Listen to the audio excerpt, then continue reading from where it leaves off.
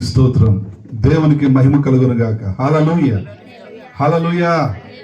మరి ఈ రీతిగా మనము ఇక్కడ కూడుకోవటము, నయోమి అమ్మగారి ఇంటి వద్ద కూడుకోవటము మరి మీ అందరూ తెలిసినటువంటి విషయమే.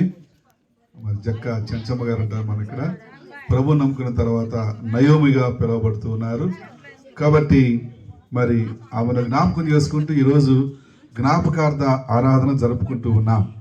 కాబట్టి క్రైస్తవత్వములో చనిపోయిన వారి గురించి ప్రత్యేకత ఉన్నది. కాబట్టి చనిపోయిన వారి గురించి బైబిల్ ఏం చెప్తుందో మనం తెలుసుకోవాలి.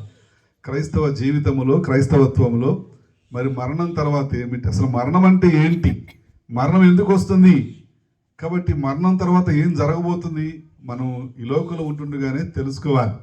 ఎందుకంటే మనుషులు ఒకసారి ఈ లోకాన్ని విడిచిపెట్టిన తరువాత మరలా తిరిగి రావడానికి అవకాశం లేదు.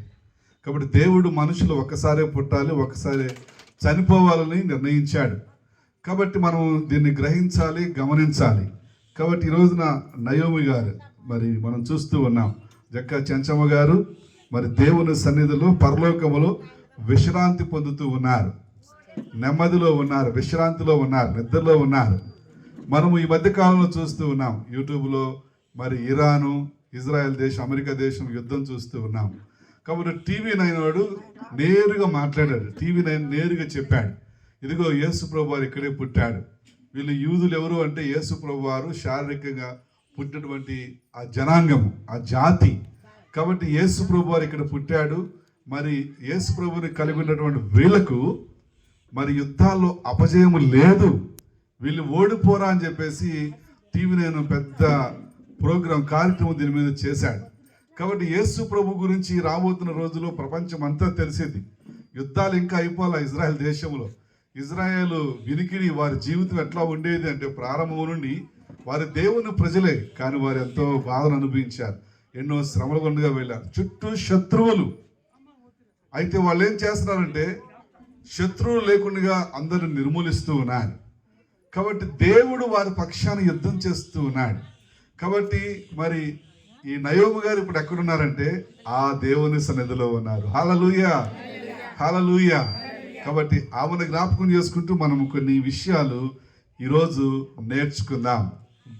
మరణం అనగా ఏమిటి, వాట్ ఈజ్ డెత్? బైబిల్ చెప్తుంది, మరణం గురించి బైబిల్ చెప్తుంది. ప్రసంగి గ్రంథము 12వ అధ్యాయం 7వ వచనంలో, మన్నైనది వెనుకటి వలె మరలా భూమికి చేరును, ఆత్మ దాన్ని దయచేసిన దేవుని యొద్దకు పోవను. కీర్తనలు 104వ కీర్తన 29వ వచనంలో అంటున్నాడు, నీవు ముఖము మరుగు చేసుకొనగా అవి కలతపడును, నీవు వాటి ఊపిరి తీసివేయినప్పుడు అవి ప్రాణములు విడిచి మంటిపాలగును. కాబట్టి మరణము అనగా మనం అనుకుంటాము విధ్వంసము అనుకుంటాం, వినాశనము అనుకుంటాం.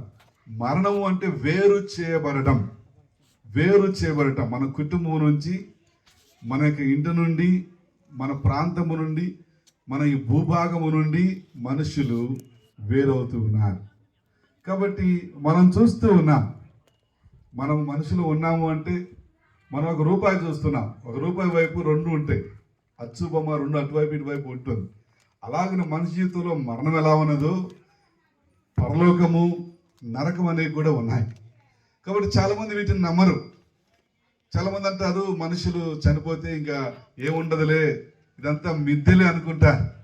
కాబట్టి బైబిలు అది మిథ్య కాదు. మరి మనిషి లోకాన్ని విడిచిపెట్టిన తర్వాత నిజమైన జీవితం అప్పుడే ప్రారంభం అవుతుంది. ఈ లోకం మాత్రము కొంతకాలం జీవిస్తాడు మనుషుడు, బలం ఉంటే 80 సంవత్సరాలు, అధిక బలం అయితే 90 సంవత్సరాలు అని బైబిల్ చెప్తుంది. కాబట్టి మరణం గురించి మనం తెలుసుకోవాలి. ఈ మరణము మన ఇంట నుండి, మన ప్రాంతము నుండి, మన కుటుంబము నుండి, మనల్ని ఈ లోకము నుండి వేరు చేస్తుంది. కాబట్టి మరణం గురించి 3 విషయాలు ఇక్కడ ఉన్నాయి. నెంబర్ 1 ఏం చెప్తున్నాడు అంటే భౌతిక మరణం. భౌతిక మరణం అనేది మన మధ్యలో వారు మనం ఇప్పుడు చూడలేము, కానీ వారిని ఒక రోజున చూస్తాం. యేసు ప్రభువును నమ్ముకొని ఈ లోకాన్ని విడిచిపెడితే వారిని ఒక రోజున చూస్తాం. యేసు ప్రభు వారు ఈ భూమి మీదకి రాబోతూ ఉన్నారు, ఒలివల కొండ మీదకి రాబోతూ ఉన్నారు. సరేలా చెప్పనివ్వండి, ప్రపంచంలో ఎన్ని ఖండాలు ఉన్నాయి చెప్పాలి. ఎన్ని ఖండాలు? 7 ఖండాలు ఉన్నాయి. మీరు నేర్చుకోవాలి, చదువుకుని చెప్పాలి మీరు. 7 ఖండాలు ఉన్నాయి. మనది ఆసియా ఖండము అంటారు. ఆసియా ఖండంలో ఎన్ని దేశాలు ఉన్నాయి? 47 దేశాలు ఉన్నాయి.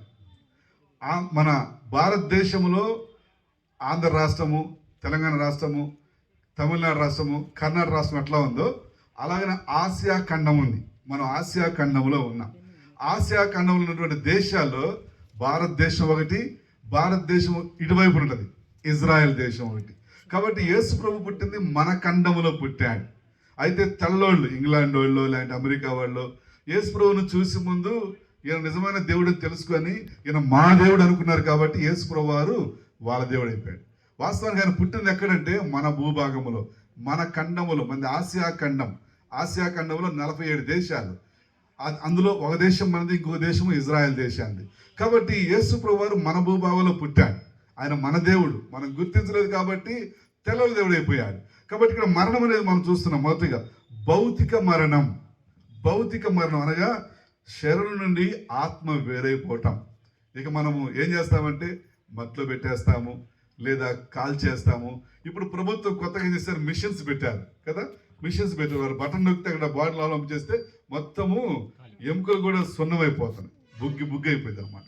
కాబట్టి మనిషి ఏ రీతిగా చాలా మంది మనం చూస్తే మనం అహ్మదాబాద్లో కదా డాక్టర్లు భోజనం చేస్తూ ఉన్నారు.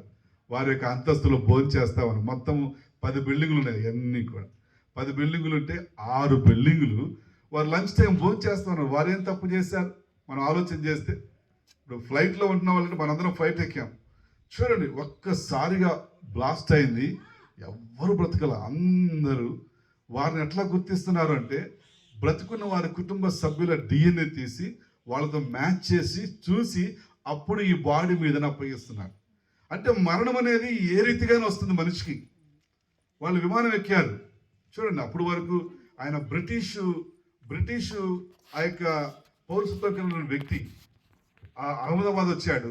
తన భార్య డాక్టర్, 3 చిన్నపిల్లలు మనం చూస్తూ ఉన్నాం. అప్పుడు 6 సంవత్సరాలు వెళ్ళి ఆమె డాక్టర్ అమ్మగారు ఉద్యోగం రాజీనామా చేసి ఇక నా భర్తతో పాటు వెళ్ళిపోయి నేను ఇంగ్లాండ్లో చక్కగా మరి అక్కడ ఉండిపోతాం మేమని చెప్పేసి బయలుదేరారు. కరబండి వెళ్తారు పౌరు వచ్చారు. కాబట్టి జాతకం గమనించండి. వాళ్ళు అనుకున్నారు చక్కగా మేము ఇంగ్లాండ్ వెళ్ళిపోయి లండన్ వెళ్ళిపోయి ఉద్యోగం చేసుకుంటాం అనుకున్నారు.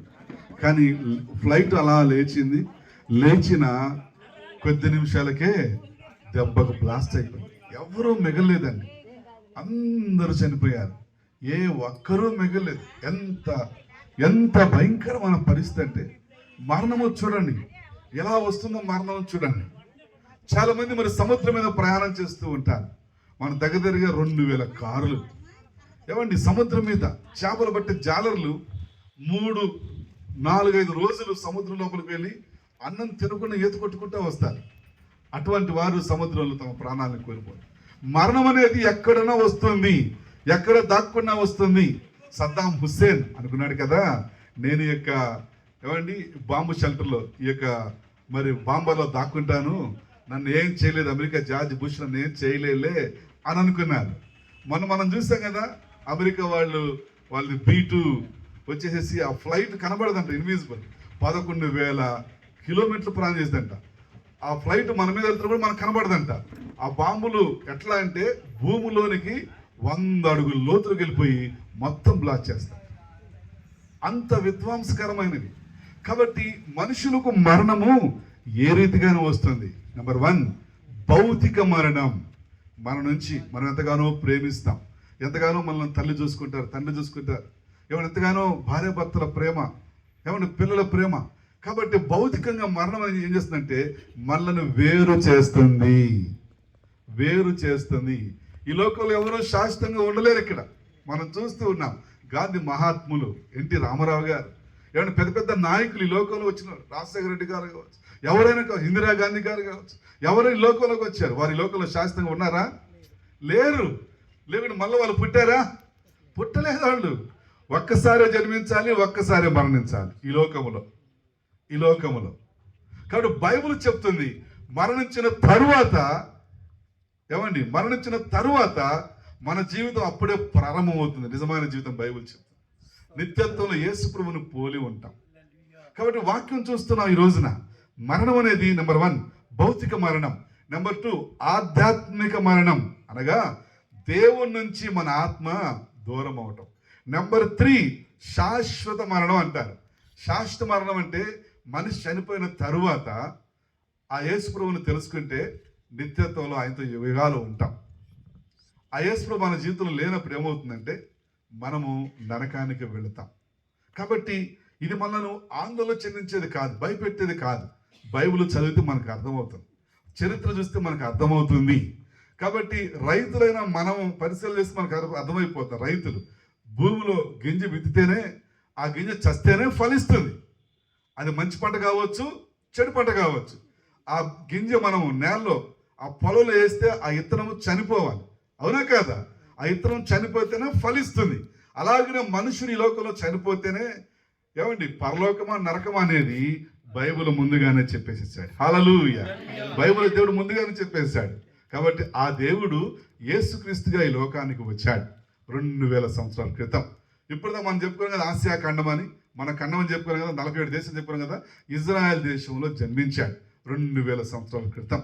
పరిశుద్ధమైన జన్మ, కన్యక మరియ గర్భమున జన్మించాడు. 33 సంవత్సరాల లోకంలో ఉన్నాడు. ఆయన ఏ పాపము చేయలేదు, పరిశుద్ధుడు, ఆజన్మ బ్రహ్మచారి. ఆయన పవిత్రంగా జీవించాడు. ఆయన చూపులు, ఆయన మాటలు చనిపోయిన లాజరును లేపాడు, గుడ్డివారిని మోగవారిని బాగు చేశాడు.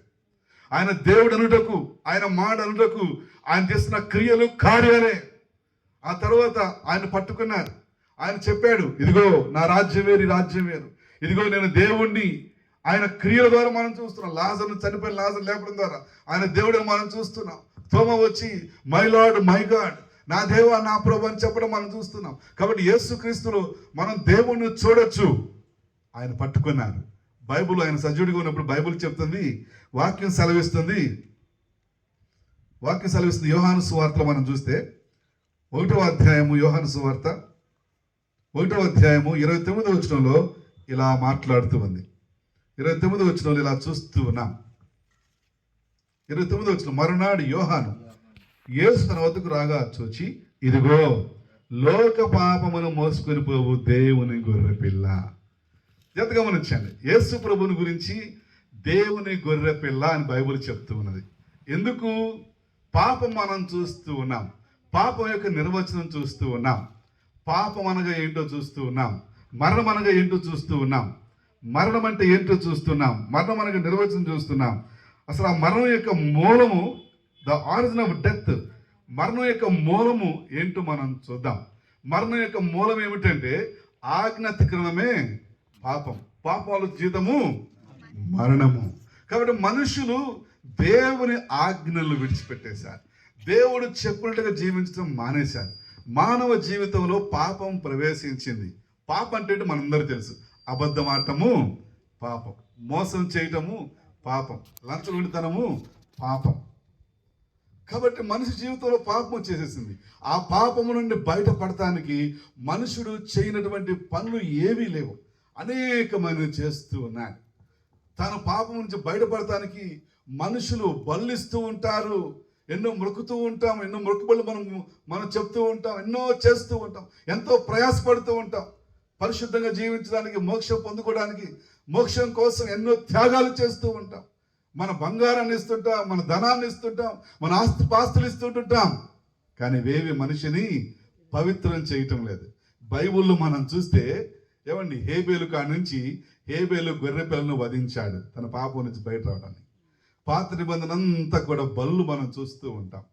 కాబట్టి వారి స్తోమతను బట్టి గువ్వలను, పావురాలను, కోళ్లను, ఏమండి పొట్టేలను, మేకలను, గొర్రెలను వారి స్తోమతను బట్టి పాత నిబంధన అంతా మనం చూస్తూ ఉంటాం. బైబిల్ చెప్తుంది వారు బలులు ఎలా ఉండేవి అంటే, ఈ సంవత్సరం మనం ఇంటికి పెయింట్ వేసాం అనుకోండి, వచ్చే సంవత్సరం వేయకుండా ఉంటామా? మళ్ళా వచ్చే సంవత్సరం కల్లా పాతపడిపోయింది, మళ్ళా పెయింట్ వేస్తాం. కాబట్టి మన పాపం ప్రతి ఏటా సంవత్సరం మనం ఏం చేస్తున్నామంటే బలు అర్పిస్తూనే ఉంటున్నాం, కానీ దానికి ముగింపు లేదు.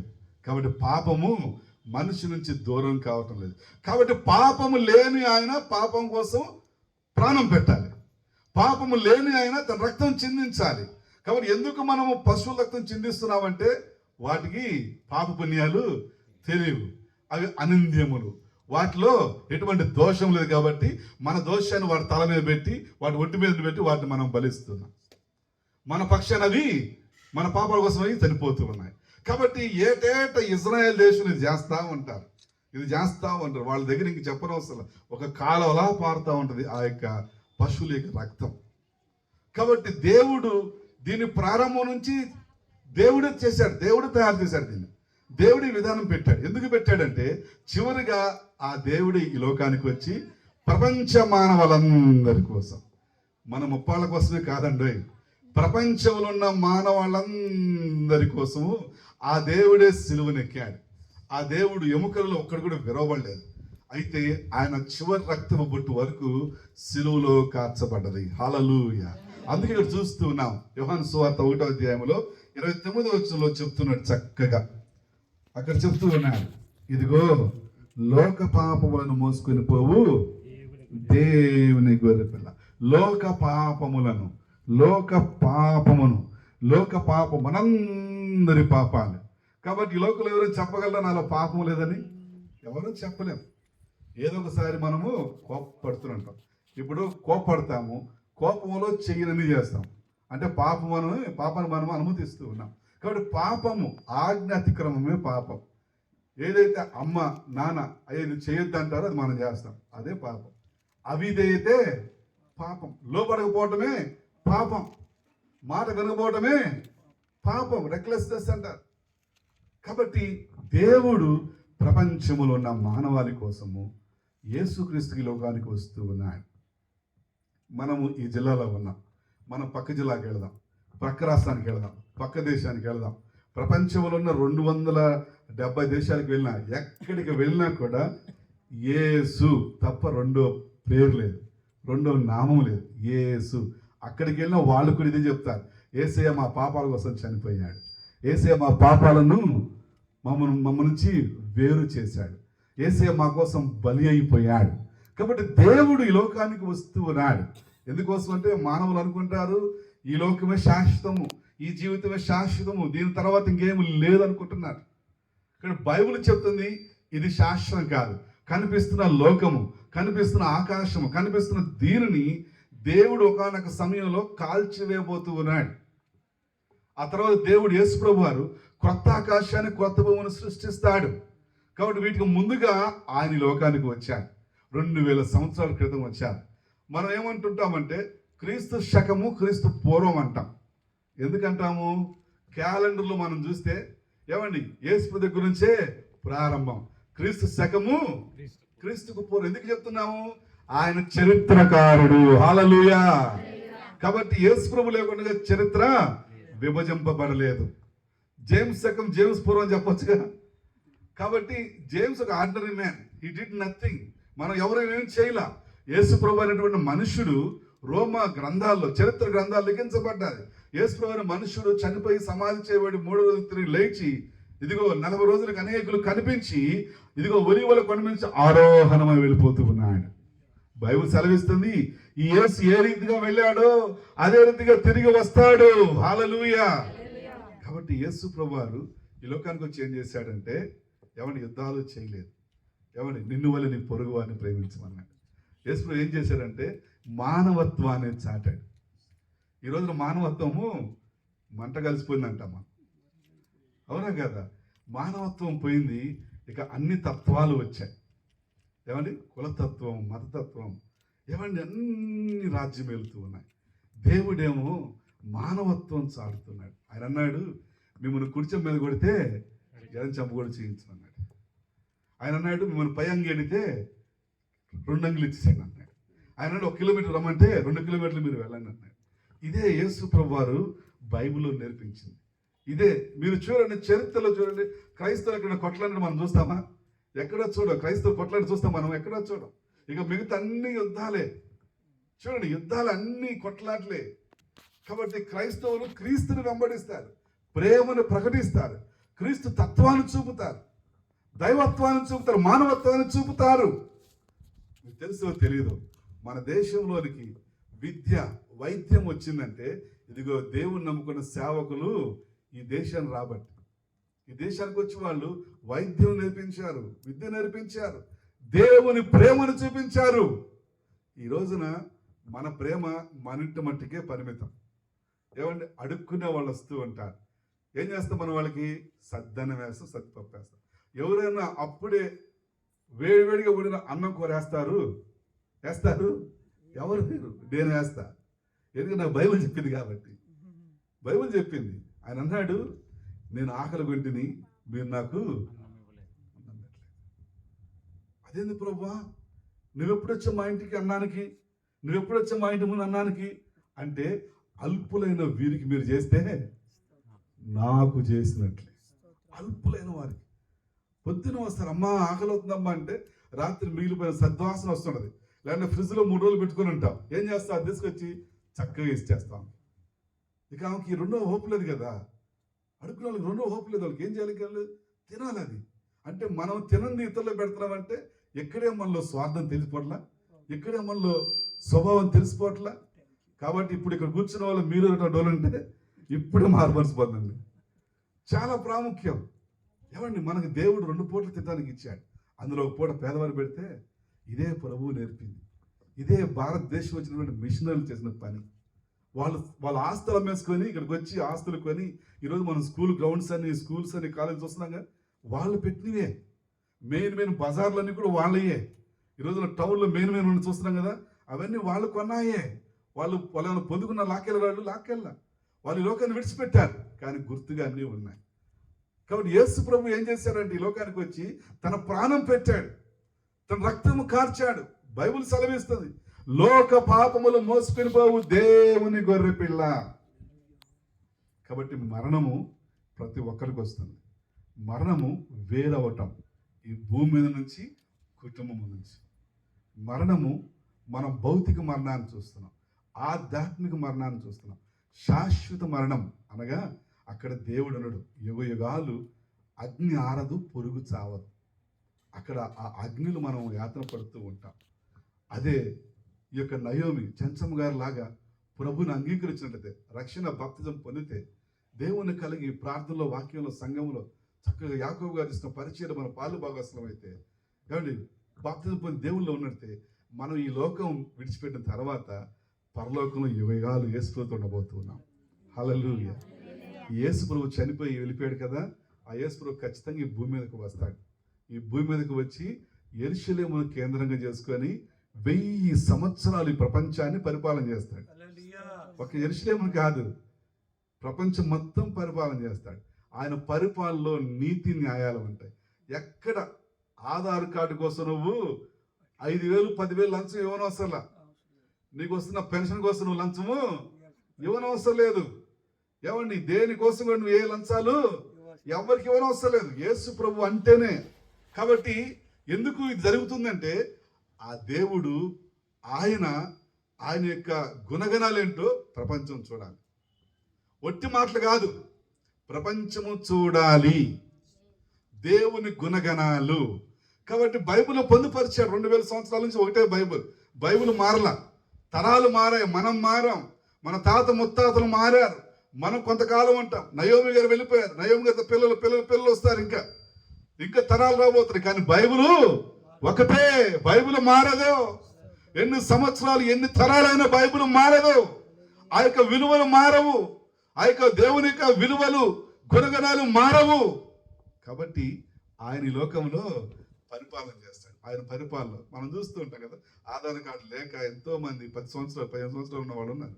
వాళ్ళకి ఆధార్ కార్డు కావాలంటే ఖచ్చితంగా ఏమండి ఈరోజు మనం ఆలోచన చేయాలి. కాబట్టి దేవుని వాక్యం సెలవిస్తూ ఉన్నది. మరణం అనగా ఏంటో చూస్తున్నాం. మరణం ఎందుకు వస్తూ ఉన్నది? ఎందుకు వస్తుంది మరణం యొక్క మూలం అంటే, ఇదిగో ఆజ్ఞాతిక్రమమే. ఏదైనా తోటలో ఆదాము అవిధేయత ద్వారా మరణము లోకంలోని ప్రవేశించింది. ఈ ప్రపంచం అంతా ఒక మనుష్యుడి ద్వారా వచ్చింది, ఆదాము అవ్వ. ఆ తర్వాత మనం చూస్తూ ఉన్నాం నోవాహు తర్వాత నోవాహు 3 పిల్లల సంతానం. నోవాహు కాలంలో ఈ ప్రపంచం మీద జలప్రలయం వచ్చింది. ప్రపంచం అంతా జలసమాధి అయిపోయింది. నోవాహు భార్య, నోవాహు 3 కుమారులు, షేము, హాము, యాపేత్. ఈ 3 కుమారులు ప్రపంచానికి ఇలా విస్తరించారు. 3 వైపులు ఇలా వెళ్ళిపోయారు. వారి నుంచినటువంటి సంతానం మనమంతా, వారి నుంచినటువంటి సంతానం ప్రపంచ జనాభా అంతా. కాబట్టి మనకేం తెలుసు అంటే మన తాత ముత్తాతల వరకే తెలుసు, ఇంకా ముందు తర్వాత తెలియదు. ఆ తర్వాత అంతా కూడా బైబిల్ చెప్తుంది. బైబిల్ దొరికిస్తే మనకు దొరికిపోయింది మొత్తం. అసలు ప్రపంచంలోని జనాభా ఎట్లా వచ్చారు, ప్రపంచంలోని మనుషులు ఎట్లా వచ్చాడు అనేది బైబిల్ చెప్తుంది. కాబట్టి దీన్ని మనం తెలుసుకోవాలి. కాబట్టి ఈరోజు మనం చూస్తున్నాం మరణానికి మూలము అవిధేయత, పాపం. కాబట్టి ఈరోజు మనం చూసుకోవాలి, నా జీవితంలో ఏ పాపం అన్నది, నేను ఏ పాపం చేస్తున్నాను, ఏ పాపంలో పడ్డాను, ఆ నిజమైన దేవుడిని నేను తెలుసుకున్నానా, నా కోసం ప్రాణం పెట్టిన దేవుడిని, నా పాపముల కోసం చనిపోయిన దేవుడిని నేను తెలుసుకున్నానా, నా పాపముల నుంచి, శాపముల నుంచి, నరకం నుంచి విడిపించిన దేవుడిని నేను తెలుసుకున్నానా. యేసు ప్రభువారు ఆయన మరణం, ఆయన రక్తం చిందించిన ద్వారా మనను పాపము నుంచి, ఏమండి, నరకము నుంచి, శాపము నుంచి కదా మనం చూస్తూ ఉంటాం. కుటుంబాల్లో, వీళ్ళ కుటుంబంలో శాపం, తాత ముత్తాతల శాపం, ఏమండి, పూర్వీకుల శాపాలు ఉన్నాయి. చాలా మంది బాధపడుతూ ఉంటారు, ఏం చేయాలో అర్థం కాదు, ఏవో చేస్తుంటారు, మాంత్రికులు సంప్రదిస్తుంటారు, మాంత్రికులు ఇచ్చేవాడు తాయితో మనం కట్టుకుంటుంటాం, అనేకమైన చేస్తూ ఉంటాం. కాబట్టి యేసు ప్రభు ఒక్కసారిగా సిలువలో బలి అవటం ద్వారా ఏం చేశారు తెలిసిన, మనను పాపము, శాపము, నరకమును చూపించాడు. హల్లెలూయా, హల్లెలూయా. మనం బైబిల్ చూస్తే హెబ్రీ పత్రిక 9వ అధ్యాయం 12వ వచనం. హెబ్రీ పత్రిక 9వ అధ్యాయం 12వ వచనం.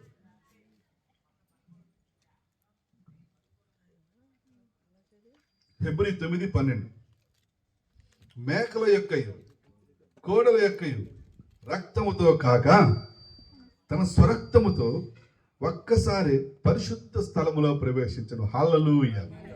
మేకల రక్తము కాదు, ఏమండి, కోడల రక్తము కాదు, పొట్టేల రక్తం కాదు, మేకల రక్తం కాదు, గొర్రెల రక్తం కాదు, ఆయన సొంత రక్తము. ఆయనలో పాపము లేదు, ఆయన పరిశుద్ధుడు, ఆయన ఆజన్మ బ్రహ్మచారి. ఆయన పుట్టుకలో, ఆయన నడకలో, ఆయన పడకలో, ఆయన మాటల్లో ఎక్కడ పాపము లేదు, ఆయన చూపులో ఎక్కడ పాపము లేదో. ఆయన పాపరహితుడు కాబట్టి ఆయన పాపము లేనివాడుగా ఉన్న యేసు ప్రభు ఏం చేశారంటే మనందరి పక్షాన సిలువేయబడుతున్నాడు. ఆ సిలువ త్యాగం ద్వారా తన రక్తం అంతా కార్చేశాడు. 2000 సంవత్సరాల క్రితం ఆయన చనిపోయాడు. ఈ రోజున ప్రభువా నేను పాపిని, నా పాపాలు క్షమించవంటే అవి కొట్టివేస్తాడు, నువ్వు పరిశుద్ధునిగా మార్చేస్తావు.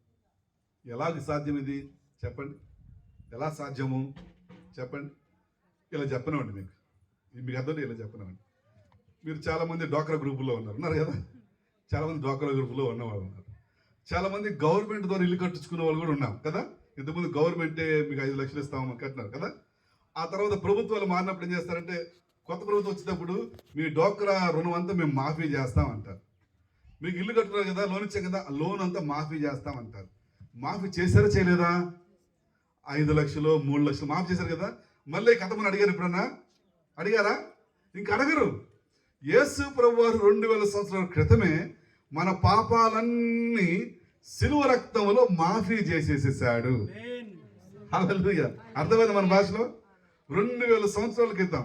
ఇక నువ్వు పాపాల కోసం ఏం చేయనవసరంలా, ఇక నువ్వు కోడెలను బలివనవసరంలా, మేకలను బలివనవసరం లేదు, గొర్రెలను బలివనవసరం లేదు, ఇక ఆ అమాయక జంతువులను నువ్వు వధించనవసరంలా.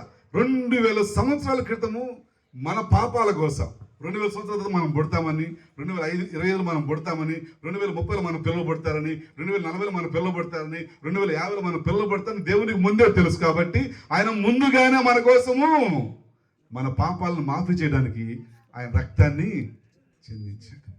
ఎంత ప్రేమించే దేవుడి లోకంలో ఎవరున్నారండి? ఆయన మనం దర్శించవచ్చు, ఆయన ముట్టుకోవచ్చు, ఆయన హక్కు చేసుకోవచ్చు.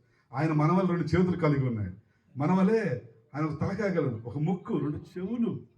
He has same like us. మన వలే ఉన్నాడు దేవుడు, మన వలే మారిపోయాడు. కాబట్టి నయోమి అమ్మగారు ఇప్పుడు ఆయన సన్నిధిలో విశ్రాంతిలో ఉంది. కాబట్టి మనం చూస్తూ ఉన్నాం మరణం అంటే ఏంటి, మరణం ఎలా వచ్చింది, మనం చూస్తూ ఉన్నాం. మూడోది, ఈ మరణం యొక్క బాధ, మరణం యొక్క పెయిన్ ఎలా ఉంటుంది, హౌ ఇట్ విల్ బి, మరణం యొక్క బాధ ఎలా ఉంటుంది అంటే బైబిల్లో కొన్ని ఉదాహరణలు ఇలా చెప్పాడు. యేసు ప్రభువారు లాజరు సమాధి దగ్గర ఏడ్చాడు అని ఉంది యోహాను సువార్త 11:35. యేసయ్య ఏడ్చాడు. కాబట్టి మరణం అనేది చాలా పెయిన్తో కూడిన, బాధతో కూడిన. ఎందుకంటే అప్పుడు దాకా మనం కలిసి ఉంటాం, అప్పుడు దాకా మనల్ని బాగా చూసుకుంటారు, ప్రేమిస్తారు, మన కోసమే జీవిస్తారు, మన కోసం అన్నీ చేస్తారు. ఎవరు మంచిగా అన్నం కూర వండి పెడతారు, వారు పుట్టాం, మనకు జన్మనిచ్చారు వాళ్ళు. ఏమండి, వారు మనల్ని ఎంతగానో ప్రేమించారు వాళ్ళు. కాబట్టి వారు మన దూరం అయిపోయారంటే చాలా బాధ. విజయవాడలో జరిగిన సంఘటన మీకు గుర్తులేదు. సొంత కుటుంబీకులే ఆయన కొడుకుని కిడ్నాప్ చేస్తే జరిగింది. ఇది గత 10 సంవత్సరాల క్రితం టీవీలన్నింటిలో వచ్చింది. కొడుకు దొరికాడు కానీ కూతురు దొరకల. ఆ పాప గుంటూరు ఆటనగరు ఇనుముని మిక్స్ చేస్తారు కదా, గ్రైండింగ్ చేస్తారు చూడు, దాంట్లో వేశారు, చనిపోయింది పాప, మొత్తం ఇదైపోయింది. ఆ విషయం తెలిసిన తండ్రి ఆ బాధ దెబ్బకి గుండె నొప్పి వచ్చి చచ్చిపోయాడు. నేను తండ్రి కూడా చనిపోయాడు. చాలా మరణం అంటే చాలా బాధ. ఎందుకంటే సపరేషన్, మనకి మళ్ళీ మనం చూసుకోం. యేసు ప్రభు వచ్చినప్పుడు అప్పుడు కలుసుకుంటాం. పరలోకంలో వివాహాలు ఉండవు, మనము దేవుని పోలి నడుచుకుంటాం, మహిమ దేహాలు దర్శిస్తాం, మహిమ దేహాలు ధరించుకుంటాం. కాబట్టి మరణం అనేది ఈ లోకంలో చాలా బాధతో కూడుకున్నది. కాబట్టి యేసు ప్రభు వారు లాజరు సమాధి దగ్గరికి వచ్చాడు. లాజర్ను బాగా ప్రేమించాడు. లాజరు ఎప్పుడు ఆయనతో ఉండేవాడు. ఇలా వచ్చినప్పుడు ఆ అక్కలు అందరూ ఏడుస్తున్నారు. వాళ్ళని చూసి యేసు ప్రభు కూడా ఏడ్చాడు. ఏడ్చి లాజరు రా బయటికి అన్నాడు. ఏమని 4 రోజులు సమాధిలో ఉన్న లాజరు బయటకు వస్తున్నాడు. హల్లెలూయా. మరణం అనేది బాధ. దావీదు తన కుమారుని గురించి విలపిస్తూ ఉన్నాడు, ఏడుస్తూ ఉన్నాడు. కాబట్టి దుఃఖించడం తప్పు కాదు, కానీ అది దేవుని ప్రేమను చూపుతుంది. మనం ఏం తెలుసుకోవాలంటే మరణం అనేది మనలను దేవునికి దూరం చేస్తుందా దగ్గర చేస్తుందా అని తెలుసుకోవాలి. మనం ఈ లోకాన్ని విడిచిపెట్టిన తర్వాత నిత్యత్వంలో దేవుని దగ్గరికి వెళ్తాం, ఎక్కడికి వెళ్తాం. కాబట్టి ఆ దేవుని దగ్గరికి వెళ్ళాలంటే ఆ దేవుడు నీ కోసం ఏం చేశాడో తెలుసుకోవాలి. ఆ దేవుడు యేసుక్రీస్తుగా వచ్చి నీ కోసము తన ప్రాణం పెట్టాడు, తన రక్తము కార్చాడు. ఇక నువ్వు రక్తం చిందించిన అవసరం లేదు. ఇక నువ్వు మోక్షం కోసము ఏ యాత్రలు చేయనవసరం లేదు, ఏ బలులు ఇవ్వనవసరం లేదు. నీ కోసము ఆయన భూలోక యాత్ర చేశాడు, పరలోకాన్ని విడిచిపెట్టాడు, భూమి మీద జన్మించాడు, భూలోక యాత్ర చేశాడు. నీకోసం ఆయన ఏమంటే తన రక్తాన్ని చెందించాడు. ఆయన బలి అయిపోయాడు, గొర్రె పిల్ల వలె వధింపబడ్డాడు. కాబట్టి మరణము చాలా ప్రాముఖ్యం. యేసయ్య సిలువ త్యాగం ఏం చేస్తుందంటే మనలను మరణము నుంచి, ఏమండి, శాపము నుండి, నరకం నుంచి విడిపిస్తుంది. కాబట్టి నయోమి గారు, మనం చూస్తున్నాం, జక్క చెంచమ్మ గారు పరలోకంలో యేసయ్యతో ఉన్నారు.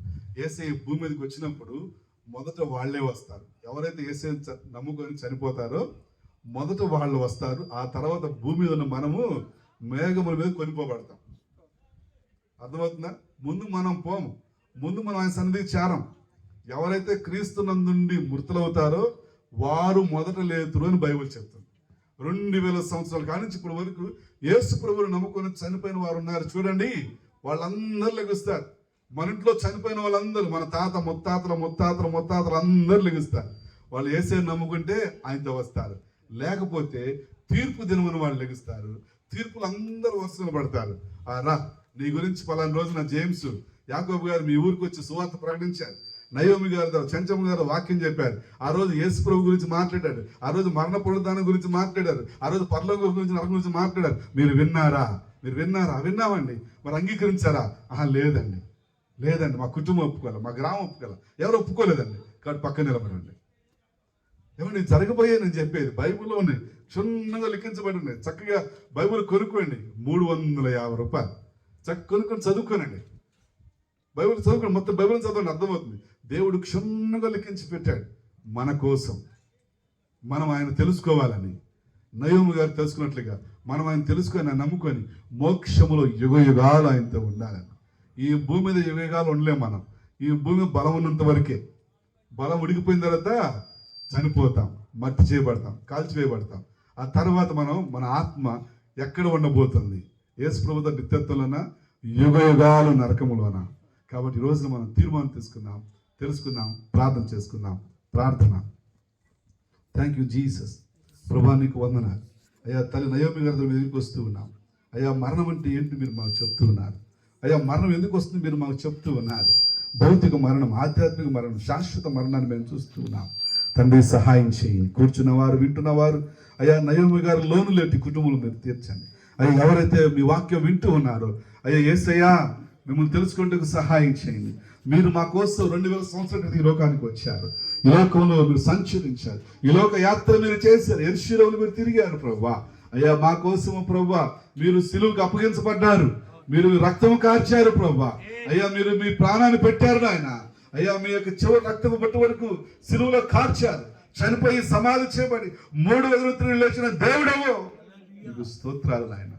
అయ్యా మీరు మాట్లాడుతూ ఉన్నారు, నన్ను నమ్ముకోరండి, నా వైపు తిరగండి, నన్ను నా దగ్గర రండి. ఇదిగో మీకు ఈ లోకంలో శాంతి సమాధానం ఇస్తాను. ఈ లోకంలో ఇదిగో శాపాల నుంచి విడిపిస్తాను, పాపం నుంచి విడిపిస్తాను. నిత్యత్వంలో యుగయుగాలు మీరు నాతో ఉంటారని చెప్తూ ఉన్నారు. అయ్యా నయోమి గారు మీ సన్నిధిలో ఉన్నారు. ఈ లోకంలో ఉంటుండగా ఎన్ని ఇబ్బందులైన, ఎన్ని శ్రమలైన, కష్టాలు మిమ్మల్ని నమ్ముకొని బాప్తిజం పొంది అయ్యా మీ సంఘములో, మీ వాక్యములో ఉన్నారు. ఈ రోజున మీ నిత్య విశ్రాంతిలో మీతో ఉంటూ ఉన్నారు. ఈ లోకంలో ఉన్న మాకు, ఇక్కడ కూర్చున్న వారికి అయ్యా సహాయం చేయండి. అయ్యా నీకు వందనాలు, స్తోత్రాలు. మిమ్మల్ని నమ్ముకున్నట్టుకు సహాయం చేయండి అయ్యా. మిమ్మల్ని కలిసి జీవించడానికి సహాయం చేయండి. ఈ కుటుంబాన్ని ఆదరించండి. ఈ కుటుంబంలో ఇంకా ఎవరైతే రక్షణ పొందడానికి సహాయం చేయండి. ఈ కుటుంబ సభ్యులను రక్షించండి, బంధుమిత్రాదులను మీరు రక్షించండి, కూడా వచ్చిన వారిని మీరు రక్షించండి ప్రభువా. నాయన సహాయం చేయండి.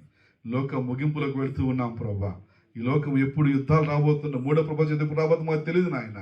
యుద్ధం వచ్చిందంటే కరువు, కాటకాలు, ఓ నాయన లోకం ముగింపుకు రాబోతుంది నాయన. ఇక్కడ మేము నిజమైన దేవుడిని తెలుసుకుంటే సహాయం చేయండి. నిత్యత్తుల మీద ఉండటకు సహాయం చేయండి. కృప దయచేయండి. మహిమ పొందమని ప్రభువా మీకు వందనాలు, వందనాలు, వందనాలు. ఒకవేళ ఇంకా మీరు ప్రభువుని తెలుసుకోకపోతే అయ్యా యేసయ్య నేను మిమ్మల్ని నమ్ముకుంటాను, నాకు మీ రక్షణ దయచేయను అంటే ఇదిగో మీ కుడి చేపైకి మీకోసం ప్రార్థన చేస్తాను. హల్లెలూయా. స్తోత్రం, స్తోత్రం, స్తోత్రం, స్తోత్రం, స్తోత్రం, స్తోత్రం, స్తోత్రం. తండ్రి నీకు స్తోత్రాలు, ప్రభువా నీకు స్తోత్రాలు. యేసయ్యా సహాయం చేయండి అయ్యా. మా సహోదరులు మీరు దర్శించండి ప్రభువా.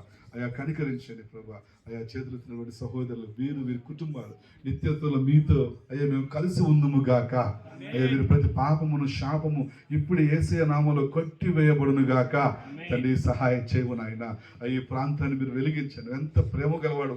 2000 సంవత్సరాల క్రితం మా ప్రభుత్వాలు ఇప్పుడు మా అప్పులు క్షమించేస్తున్నాయి, కొట్టివేస్తున్నాయి. కానీ 2000 సంవత్సరాల క్రితము మా అప్పులన్నీ, మా పాపపు అప్పులన్నీ, మా శాపాలన్నీ నువ్వు కొట్టివేసావు నాయన. స్తోత్రాలు, స్తోత్రాలు, స్తోత్రాలు. హల్లెలూయా, హల్లెలూయా, హల్లెలూయా, హల్లెలూయా, హల్లెలూయా, హల్లెలూయా.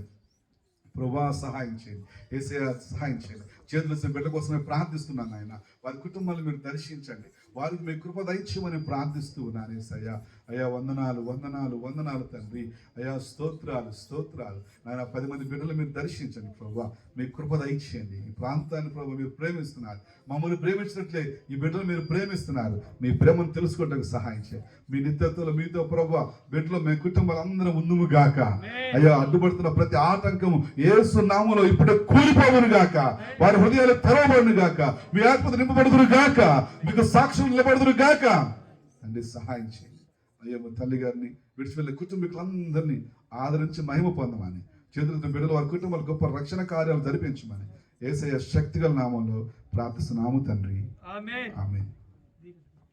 మన తండ్రి అయిన దేవుని ప్రేమ, ప్రభువైన యేసుక్రీస్తు కృప, పరిశుద్ధాత్మ దేవుని సన్నిధి సహాయం, లోకములో సకల పరిశుద్ధులకు ఆహారం పరిశుద్ధపరచబడి అందరికీ సమృద్ధిగా ఆహారంలో పాల్పంచుకుని దీవెన పొంది, ఆదరణ పొంది, కుటుంబము మనందరము కూడా క్రీస్తు ఆదరణ నింపబడి ఆయన రాజ్యంలో చేర్చబడదుము గాక. ఆమేన్. ఆమేన్. Thank you.